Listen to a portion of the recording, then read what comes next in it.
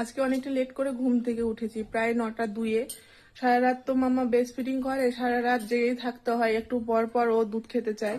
তো সারা রাতে তো ঠিকঠাক ঘুম হয় না, সকালবেলার দিকে এসে এতটাই চোখ লেগে যায় যে আজকে কি করে যে এতটা বেলা হয়ে গেছে, এতটা বেলা করে কোনোদিনও ঘুমাই না।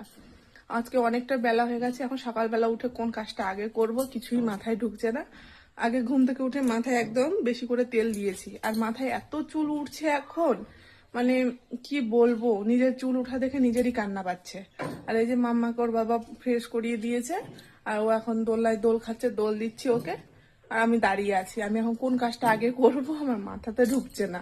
আর রান্না করতে হয়, এদিকে বাসি কাজ আছে, আর দেখে তো মামা একটু পর পর দুষ্টুমি করছে, আর দোলনাতে থাকতে চাইছে না, ও কাত হয়ে এক সাইডে চলে আসছে, আর দোলনার এই ফাঁকাগুলো থেকে দেখতে পাচ্ছে, এগুলো থেকে ও পা বের করে দিচ্ছে।